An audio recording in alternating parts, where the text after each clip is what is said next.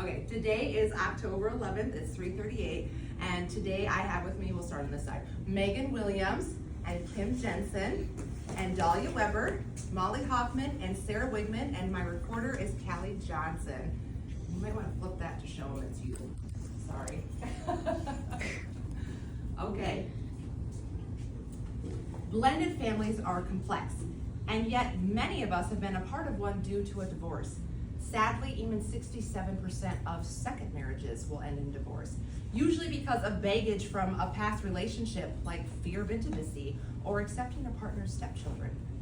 But what would this look like if we could put in the work to change those statistics? I'm here today to share with you my personal experience of divorce and bringing together a blended family that, even under unique circumstances, shaped who we were not only as individuals, but shifted our values as a family. No matter the status you currently hold for your own family, I truly believe that the lessons my family learned will help you not only to deepen your own conditional love for each other, but also increase the supports you have in your relationships with your partner and any children you may have. As you can see behind me, this is a picture of my own family, sporting no less than 3 teenagers and 1 very tall 8-year-old. My heart is filled to the brim with pride and love when I see this photo, because I know the immense amount of healing, learning, and hard work that went into making it. And it all started 12 years ago. I was in my early 20s when I became divorced with 2 daughters by my side, and although I strived to maintain normalcy, everything in my life seemed riddled with complications at that time.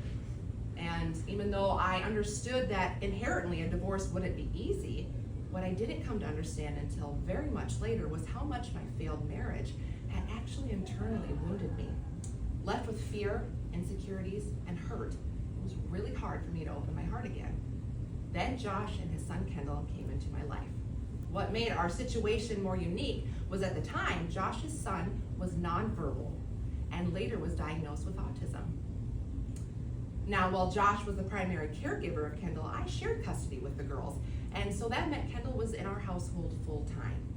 Navigating the terrain of bringing our children together into a new family dynamic while including a disability was a challenge and yet a blessing, because each of us individually learned how to develop patience, empathy, and support. All of us wanted to hear Kendall's voice and build a deeper connection with him. Due to the differences that we had amongst our children, Josh and I learned very quickly that we needed to come up with parenting styles that worked together to not only include the equality of everybody in the household, but the equity for each of their individual needs. And we learned that this looked very different for us than it did to most families, which made us come to understand how vital it was to have communication that talked about our outcomes that we wanted for them, as well as what they needed from us. Deciding to have a baby finally brought my blended family to completion. Sharing a little brother that each of them was a part of brought on so many new, wonderful opportunities for growth. My girls, who had developed the patience and empathy with Kendall, was helping them shape who they were becoming as young adults. And it came in really handy when their little baby brother became a terrorizing toddler. Josh, who had struggled with this internal fear after Kendall's diagnosis that it was somehow his fault, was finally able to fully embrace fatherhood. And yet Kendall grew the most. Watching the interactions that he had with his sister and brother opened up communication and milestones for success that we were always praying for. And I too had grown as I decided to come work here at the school with children with special needs. And that ultimately led me on my path that I am now to receive my own special education degree.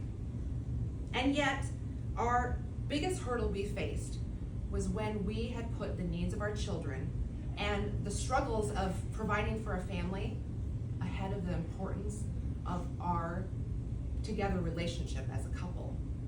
And while we faced a very strenuous breaking point, we decided to turn to couples therapy, where we both learned something really valuable. And that was our problems began by working on ourselves first. We had to heal parts of us. We had to love ourselves. But most importantly, we had to put our relationship ahead of the needs of the family. And as counterintuitive as that may sound, it actually takes a loving, healthy relationship to build a healthy, loving family. So, through the pain of divorce and then learning how to come together as a blended family through my son's disability, facing our struggles and learning from them, it shaped us as individuals and our values as a family.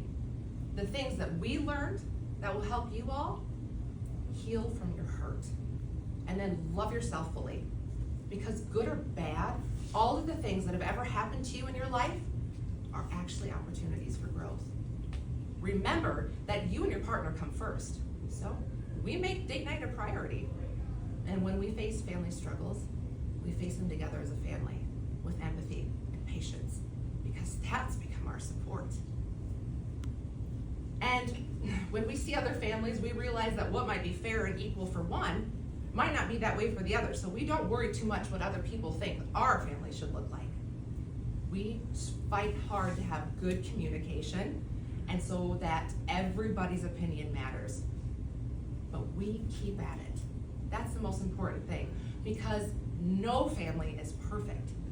But it takes true value deciding to work together to make something perfect for your family. And as the old adage goes, told to us by many of our grandparents, we learned to fix something that was broken.